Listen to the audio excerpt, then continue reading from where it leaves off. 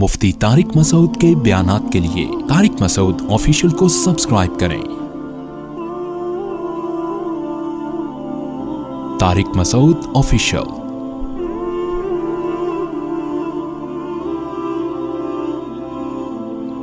جن میں منافقت ہوتی ہے وہ حق پر قائم نہیں رہتے، وہ ہمیشہ اپنے مفاد کو دیکھتے ہیں۔ تو اب ان مفاد پرستوں کا اللہ تعالیٰ تذکرہ فرما رہے ہیں کہ کچھ لوگ معاشرے میں ایسے ہوتے ہیں جو مفاد پرست ہوتے ہیں، جہاں ان کو فائدہ نظر آئے وہاں وہ لڑکتے ہیں۔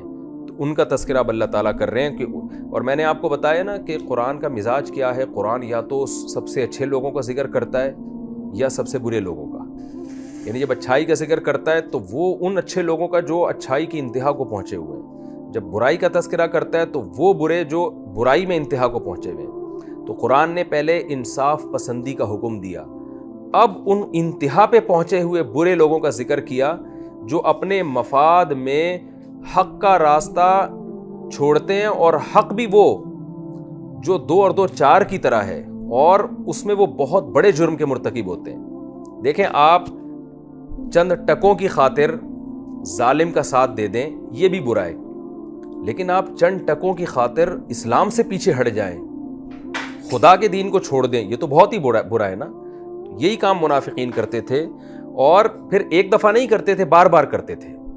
قرآن نے اس کا تذکرہ کیا کہ منافقین کیا کرتے تھے نبی کے دور میں، ادھر اسلام قبول کیا کیونکہ یہاں فائدہ نظر آ رہا ہے، تھوڑے دنوں میں فائدہ نظر آیا کفر میں، وہاں لڑک گئے، دین کے ساتھ کھیل رہے ہیں۔ پھر فائدہ نظر آیا اسلام میں تو دوبارہ ادھر کو آ گئے، پھر فائدہ نظر آیا کفر میں تو دوبارہ، یعنی ایک دفعہ نہیں، یہ عمل بار بار ہو رہا ہے، اور بالآخر اس جرم کی یہ سزا ان کو ملتی تھی کہ اللہ کہتے ہیں اللہ ان کے دلوں پر پھر مہر لگا دیتا تھا، اور پھر جب یہ کفر کی طرف جاتے اللہ ان کو واپس آنے کی توفیق نہیں دیتا، اور اسی کفر میں ان کی موت واقع ہو جاتی۔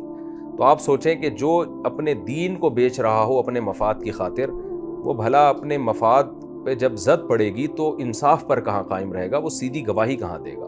تو ان لوگوں کا اللہ نے تذکرہ کیا، ان الذین آمنوا، وہ لوگ جو ایمان لائے، ثم کفروا، پھر دوبارہ کافر ہو گئے، ثم آمنوا، پھر ایمان لے آئے، ثم کفروا، پھر دوبارہ کافر ہو گئے، ثم ازدادوا کفرا، پھر کفر میں بڑھتے چلے گئے وہ، یعنی یہ کیونکہ نبی کے دور میں ایسے چند لوگوں نے کیا تھا اس لیے ان کا تذکرہ ہو رہا ہے۔ لم یکن اللہ لیغفر لہم، اللہ ایسا ہے ہی نہیں کہ ان کی مغفرت کر دے، ولا لیہدیہم سبیلا، اور اللہ ایسا ہے ہی نہیں کہ ان کو سیدھا راستہ دکھا دے۔ یعنی اتنے بڑے بڑے جرائم کرنے کے بعد پھر اللہ کی طرف سے یہ سزا ملتی ہے کہ اللہ پھر ان کو سیدھا راستہ دکھاتا ہی نہیں ہے۔ اس میں ظاہر ہے اللہ کا قصور نہیں ہے، بلکہ انہی کا قصور ہے کہ گناہ کر کر کے اپنے دل کو سیاہ کر چکے ہوتے ہیں، اور اللہ کی طرف سے ان کے دلوں پر مہر لگ چکی ہوتی ہے۔ اب ان کو ہدایت، یہ چاہتے بھی ہیں تو ہدایت کا راستہ نہیں ملتا، یعنی یہ سزا کے طور پر ایسا ہوتا ہے کہ اب ان میں گویا چاہت ہی ختم ہو جاتی ہے، یہ حق اور باطل کو پہچاننے کی صلاحیت ہی ختم ہو جاتی ہے۔ تو ایسے لوگ بھی ہیں، اور اللہ نے پھر ایسے لوگوں کے بارے میں نبی کو حکم دیا کہ اے نبی، بشر المنافقین، ایسے منافقوں کو آپ خوشخبری سنا دیں، بِأَنَّ لَهُمْ عَذَابًا أَلِيمًا، کہ ان کے لیے دردناک عذاب ہے۔ خوشخبری کا ذکر اس لیے کہ ایسے منافقین یہ سب کام اس لیے کر رہے ہوتے ہیں تاکہ ہمیں فائدہ ہو، اور فائدے کی چیز خوشخبری کے طور پہ بیان کی جاتی ہے۔ تو بتایا جا رہا ہے کہ ان کو خوشخبری سنا دیں کہ تم جو چاہتے ہو نا کہ ہمیں خوشخبریاں سنائی جائیں، تو وہ خوشخبری تمہیں مل رہی ہے، لیکن خوشخبری اس چیز کی نہیں جو تم چاہ رہے ہو، بلکہ دردناک عذاب کی خوشخبری۔ الذین یتخذون الکافرین اولیاء من دون المؤمنین، یہ وہ لوگ ہیں جو مومنین کو چھوڑ کر کافروں کو دوست بناتے ہیں، یعنی یہ انصاف پہ قائم نہیں رہتے۔ اللہ نے حکم دیا نا رکوع کے شروع میں، ایمان والو انصاف پر قائم رہو، تو اسلام بھی تو ایک انصاف کی بات ہے نا۔ تو یہ کیا کرتے ہیں، یہ مومنین کو چھوڑ کر کافروں کو دوست بنا لیتے ہیں، انصاف پر قائم نہیں رہتے، مفاد کافروں پہ نظر آتے ہیں تو ان کو دوست بناتے ہیں۔ ایبتغون عندہم العزہ، اللہ فرماتے ہیں کیا ان کے پاس تم عزت کی تلاش میں جاتے ہو کہ ہمیں وہاں عزت ملے گی، کافروں کا غلبہ ہے۔ فإن العزت للہ جمیعا، تو عزت تو صرف اللہ کے لیے، یعنی اللہ مالک ہے عزت کا، وہ جس کو چاہے عزت دے۔ تو تم عزت کی خاطر اگر کافر سے دوستی لگاتے ہو تو یہ تمہاری خوش فہمی ہے، عزت اللہ کے ہاتھ میں ہے، اس کو راضی کرو گے تو وہ عزت دے گا تمہیں، اور اس کو راضی نہیں کرو گے تو یہ عزت پائیدار نہیں ہے۔ جو جس چیز کا مالک ہوتا ہے اس سے وہ چیز حاصل کی جاتی ہے، اس کو ناراض کر کے اگر وہ چیز حاصل کرنے کی کوشش کی جائے تو وہ کبھی بھی پائیدار نہیں ہوتی۔ تو یہاں اللہ تعالیٰ نے مومنین کو چھوڑ کر کافروں سے دوستی لگانے سے منع کیا ہے۔ تو اس دوستی سے وہ دوستی مراد ہے جس میں مومنین کے مفاد پہ زد پڑتی ہو۔ وہ دوستی مراد نہیں ہے کوئی آپ کا ہندو کولیگ ہے، آپ اس کے ساتھ اچھی گپ شپ لگاتے ہیں، کوئی عیسائی ہے یا آپ کا ریلیٹیو ہے، کوئی غیر مسلم آپ کا دوست ہے، یا آپ کا کوئی کاروباری معاملہ ہے، اس سے آپ کی دوستی ہوتی ہے۔ اس سے یہ والی دوستی مراد نہیں ہے۔ اس سے وہ دوستی ہے جو منافقین لگایا کرتے تھے کہ جنگیں ہو رہی ہیں تو ظاہر ہے اس میں آپ کو مسلمانوں کا ساتھ دینا ہے، اور آپ کیا کر رہے ہیں اس میں کافروں کے ساتھ دوستیاں بڑھا رہے ہیں، ان کے مفاد میں کام کر رہے ہیں۔ یہ حرام اور یہ ناجائز ہے، اور یہ پہلے بھی ناجائز تھا یہ والی دوستی، اور یہ آج بھی ناجائز ہے۔ یعنی کون سی دوستی؟ اس کا خلاصہ یہ نکلے گا کہ وہ دوستی جس میں آپ مظلوم کے بجائے ظالم کا ساتھ دیں، وہ دوستی جس میں آپ حق پرستوں کے بجائے باطل لوگوں کا ساتھ دیں۔ فرمایا وَقَدْ نَزَّلَ عَلَيْكُمْ فِي الْكِتَابِ، اللہ تو تم پر کتاب میں یہ بات نازل کر چکا ہے کہ جب تم اللہ کی آیات کے بارے میں سنو کوئی ان کا انکار کیا جا رہا ہے یا ان کا مذاق اڑایا جا رہا ہے تو ایسے لوگوں کے ساتھ مت بیٹھا کرو۔ یعنی اللہ فرماتے ہیں ہم تو پہلے یہ بات تمہیں بتا چکے ہیں۔ سورہ انعام میں اللہ نے فرمایا وَإِذَا رَأَيْتَ الَّذِينَ يَخُوضُونَ فِي آيَاتِنَا، سورہ یعنی مکی آیت ہے یہ، سورہ انعام کی، مکہ میں نازل ہوئی، اور یہ جو سورت ہم پڑھ رہے ہیں یہ مدینہ کی ہے۔ تو اللہ فرماتے ہیں ہم پہلے کتاب میں نازل کر چکے ہیں۔ وہ کیا نازل کیا سورہ انعام میں؟ کہ جب تم ان لوگوں کو دیکھو جو ہماری آیتوں کا انکار کر رہے ہیں، جھٹلا رہے ہیں، مذاق اڑا رہے ہیں، تو ان کے ساتھ مت بیٹھا کرو۔ اذا رأيت الذين يخوضون في آياتنا فاعرض عنهم حتى يخوضوا في حديث غيري، جب تک کہ وہ کسی اور بات پہ مشغول نہ ہو جائیں۔ تو یہ حکم پہلے نازل ہو چکا ہے۔ تو اللہ منافقین کو بتا رہے کہ تم ظاہری طور پر جب اسلام کا دعویٰ کرتے ہو تو قرآن کی ان سری آیتوں کا کیسے انکار کرتے ہو؟ انکار کا مطلب ان پر عمل کیوں نہیں کرتے؟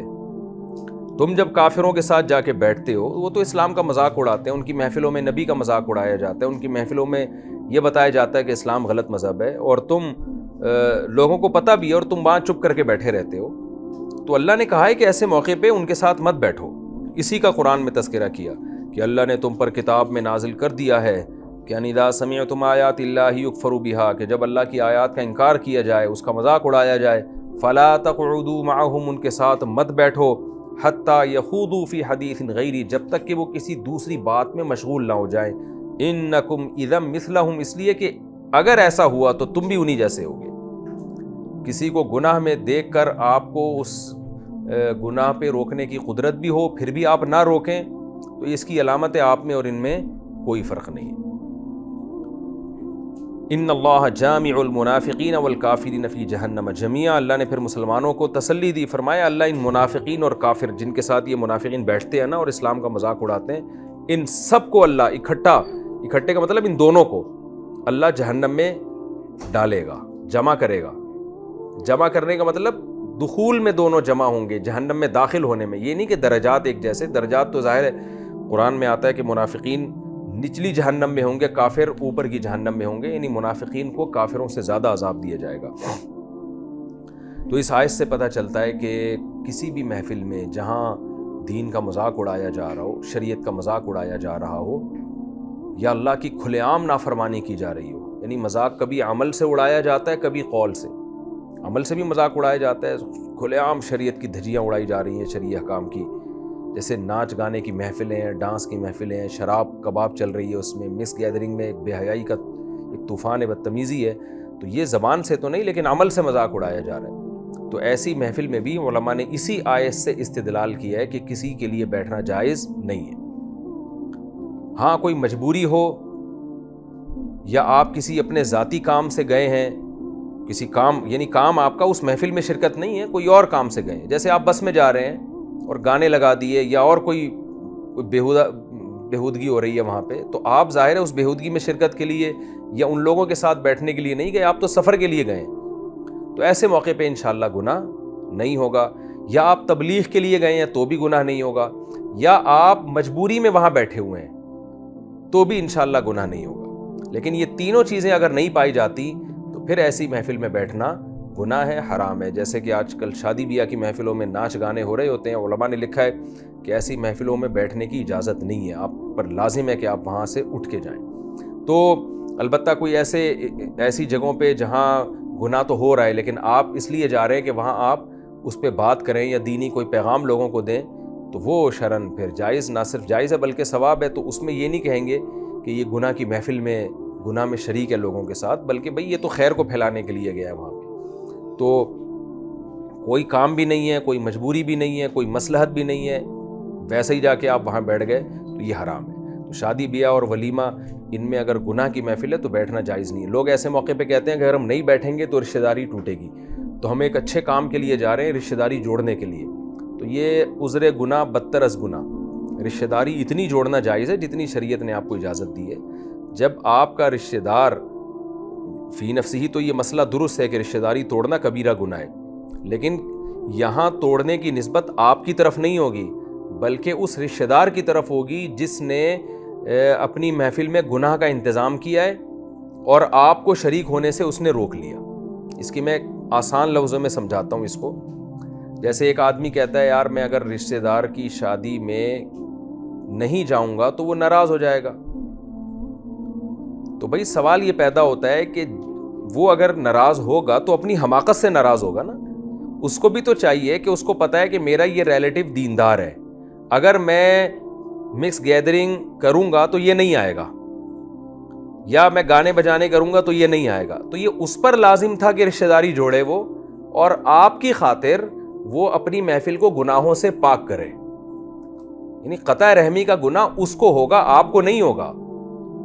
لوگ کیا کر رہے ہوتے ہیں کہ گناہ کی محفل میں شریک ہو رہے ہوتے ہیں کہ اگر ہم نہیں شریک ہوئے تو ہماری اماں ناراض ہو جائیں گی، ہمارے ابا ناراض ہو جائیں گے. تو بھائی وہ ابا پر لازم تھا کہ اپنے بیٹے کو ناراضی سے بچانے کے لیے شریعت کے حکم کو فالو کرتے. تو اس کی مثال ہے جیسے نماز پڑھنا جو ہے لازم ہے، جماعت سے نماز پڑھنا. اب آپ کے ابا آپ کو جماعت سے نماز پڑھنے سے روک رہے ہیں اور آپ کہو کہ میں گھر میں نماز پڑھ لوں گا کیونکہ جماعت سے نماز چھوڑنا بھی گناہ ہے لیکن ابا کو ناراض کرنا اس سے بڑا گناہ ہے. تو بھائی ابا کو ناراض کرنا یقیناً کبیرہ گناہ ہے، لیکن اس گناہ کی نسبت آپ کی طرف نہیں ہوگی بلکہ ابا کی طرف ہوگی کہ ابا ایسا کام کیوں کر رہے ہیں جس سے باپ اور بیٹے کے تعلقات خراب ہو، ابا کیوں جماعت کی نماز پڑھنے سے روک رہے ہیں. تو یہاں بھی ایسا ہی ہے، لوگ ان چیزوں میں فرق نہیں کرتے. لوگ کہتے ہیں بھائی رشتہ داری جوڑنا بھی تو ضروری ہے، اگر ہم اس کے محفل میں نہیں گئے تو دوستی خراب ہو جائے گی، بہن بھائیوں کا رشتہ خراب ہو جائے گا. تو خوب سمجھ لیں کہ ایسے موقع پہ رشتہ خراب ہونے کا گناہ تو ہوگا مگر آپ کو نہیں ہوگا، اس کو ہوگا جس نے اپنی محفل میں گناہ کا انتظام کر کے آپ کو اس مجلس میں آنے سے روک دیا، اس کو گناہ ہوگا. آپ پر بہرحال جانا جائز نہیں ہے. تو اللہ فرماتے ہیں کہ اللہ کافروں اور منافقوں کو جہنم میں جمع کرے گا. الذین یتربصون بکم، پھر ان منافقین کی ایک اور خصلت بیان کی کہ اتنے مفاد پرست ہیں، اتنے مفاد پرست ہیں. پہلے بتایا نا کہ مفاد پرستی میں حق کا ساتھ نہ چھوڑو، اسی کے واقعات چل رہے ہیں اسی کے ضمن میں کہ کچھ لوگ ایسے بھی ہوتے ہیں، ایسے مفاد پرست ہوتے ہیں جو تمہارے انتظار میں لگے رہتے ہیں. یعنی تمہیں جنگ ہوتی ہے تو دیکھتے ہیں کہ پلڑا کدھر کو بھاری ہو رہا ہے، جو جیتے گا ہم اس کا ساتھ دیں گے. جبکہ حق پرست کیا کرتے ہیں؟ وہ انصاف پہ قائم رہتے ہیں. کہتے ہیں بھائی جیتے ہارے جب ہمارے ساتھی لڑیں گے تو ہم بھی لڑیں گے، ہار جیت تو اللہ کے مقدر میں ہے، جیت گئے تو ٹھیک ہے، نہیں جیتے تو جو ان کو نقصان ہوگا وہی ہمیں بھی نقصان ہوگا. یہ بڑی اہم آیت ہے اور یعنی آپ کے زندگی کے بہت سارے شعبوں میں نا آپ کو لوگوں کو پرکھنے کا بہترین موقع دیتی ہے یہ آیت، کہ لوگوں کو آپ کو پرکھنے کا موقع ملتا ہے کہ کون مشکل میں آپ کا ساتھ دیتا ہے. وہ ایک شاعر نے ایک شعر کہا ہے نا کہ وَإِذَا تَكُونُ كَرِيهَةً اُدْعَى لَهَا وَإِذَا يُحَاسُ الْحَيْسُ يُدْعَى جُنْدُبُ، کہ جب حلوے پکائے جاتے ہیں تو جندب کو بلایا جاتا ہے اور جب جنگ ہوتی ہے تو لوگ مجھے دعوت دیتے ہیں. یعنی وہ بتا رہے ہیں کہ میں منافق نہیں ہوں، لوگوں کو پتہ ہے مشکلات میں لوگوں کا ساتھ دوں گا. تو حلوے میں تو آپ شریک ہو جاتے ہیں لوگوں کے، لیکن وہی حلوہ جس شخص نے آپ کو حلوہ کھلایا تھا آج اس کی لڑائی ہے کسی سے، اس پہ ظلم ہو رہا ہے تو اس میں آپ اس کا ساتھ نہ دیں. تو یہ بڑی منافقت ہے. اللہ فرماتے ہیں کہ یہ منافقی یتربصون بکم، انتظار میں لگے رہتے ہیں اگر تمہیں فتح مل جائے. قالوا الم نکم معکم، تو آ کے کہتے ہیں کیا ہم تمہارے ساتھ نہیں تھے؟ دیکھو ہم نے تو کلمہ پڑھا ہے، ہم بھی مسلم ہیں، تو ماشاءاللہ ہماری بھی واہ واہ ہونی چاہیے. اور وَإِن كَانَ لِلْكَافِرِينَ نَصِيبٌ، اگر کافروں کو فتح ہو جائے تو کہتے ہیں الم نستحوذ علیکم، کیا ہمارا تم پہ غلبہ نہیں ہو گیا تھا؟ یعنی اگرچہ ہم ظاہری طور پر مسلمانوں کے ساتھ تھے تو ہم تو غالب تھے تمہارے اوپر، ہونا تو یہ چاہیے تھا کہ ہمیں فتح ہوتی، یعنی مسلمانوں کے ساتھ ہم ملے ہوئے تھے تو ان کے ساتھ مل کے ہمیں تم پہ فتح ہوتی، لیکن نہیں ہوئی. تو سمجھ لو یہ ہماری وجہ سے نہیں ہوئی ہے، گراؤنڈ ریئلٹی تو یہ کہہ رہی ہے کہ مسلمانوں کو فتح ہونی چاہیے تھی، تو یہ ہماری وجہ سے نہیں ہوئی یہ فتح، اور ہم نے تمہارا ساتھ دیا ہے۔ وَنَمْنَعْكُمْ مِنَ الْمُؤْمِنِينَ، اور کیا ہم نے مومنین تم کو مومنین سے نہیں روک لیا، یعنی مومنین کے شر سے، تو ہم نے بچایا۔ یعنی اتنے نالائق ہیں کہ دعویٰ نہیں کر رہے بلکہ سوال کر رہے ہیں۔ سوال کب کیا جاتا ہے؟ جب ایک بات طے شدہ ہوتی ہے۔ جیسے آپ آ کے کہتے ہیں کہ بھائی، لوگ کہتے ہیں کہ اس جنگ کے موقع پر تم کہاں تھے، تو آپ جواب میں یہ کہتے ہیں نا میں وہیں تھا، یہ بھی جھوٹ ہے، لیکن آپ جھوٹ اتنی ڈرائی سے بولو کہ بھائی وہاں نہیں تھا تو اور کہاں تھا میں، یعنی یہ تو بات تو طے شدہ ہے، میں تو جنگ میں ہوتا ہی ساتھ ہوں۔ تو منافقین جھوٹ بولتے ہیں اتنی ڈٹائی کے ساتھ کہ یہ نہیں کہہ رہے کہ ہم نے مومنین کے شر سے تمہیں روک لیا ہے، بلکہ کہہ رہے ہیں ہمارے علاوہ اور کون ہے بھائی روکنے والا، کیا ہم نہیں تھے؟ تو یہ بھی ایک جھوٹے آدمی کی خصلت ہے کہ وہ جھوٹ اتنے کانفیڈنس اور اتنی ڈٹائی کے ساتھ بولتا ہے کہ سامنے والا اس کے کانفیڈنس کو دیکھ کے یقین کرنے لگتا ہے۔ یہ بھی جو پرلے درجے کے منافق ہوتے ہیں نا، وہ بڑے کانفیڈنس کے ساتھ غلط بات کرتے ہیں۔ اس آیت سے ہمیں یہ بھی پتہ چلتا ہے۔ آگے اللہ فرماتے ہیں دیکھو دنیا میں تو تم ایک دوسرے کو بیوقوف بناتے رہو گے، لیکن فاللہ یحکم بینکم یوم القیامہ، اللہ ہے قیامت کے دن فیصلہ کرے گا تمہارے درمیان، سب بتا دے گا کون صحیح تھا کون غلط تھا۔ وَلَن يَجْعَلَ اللَّهُ لِلْكَافِرِينَ عَلَى الْمُؤْمِنِينَ سَبِيلًا، اور یاد رکھو اللہ کافروں کے لیے ہرگز مومنین پر طنز کا، تانے کا، مومنین کو نقصان پہنچانے کا کوئی راستہ چھوڑے گا ہی نہیں۔ یہ ایک یوں سمجھیں کہ محاورہ ہے، عربی میں آج بھی استعمال ہوتا ہے اور قرآن و سنت میں استعمال ہوا ہے کہ میرے لیے تمہارے خلاف کوئی راستہ نہیں ہے۔ کیا مطلب؟ تمہیں نقصان پہنچانے کا۔ تو اللہ فرماتے ہیں کہ یہ دنیا میں تو سب کچھ ہو رہا ہے، لیکن فیوچر میں ایسا نہیں ہوگا کہ اللہ کافروں کے لیے کوئی راستہ چھوڑ دے مسلمانوں کو طنز کرنے کا، نقصان پہنچانے کا، دلائل میں غالب آنے کا۔ یعنی فیوچر میں ایک دن آنے والا ہے کہ دودھ کا دودھ پانی کا پانی ہو جائے گا، اور اللہ بتا دے گا کہ کون حق پر تھا اور کون باطل پر۔ یہ سارے ہیلے بہانے جو منافقین کر رہے ہیں یہ سارے کل عدم ہونے والے ہیں۔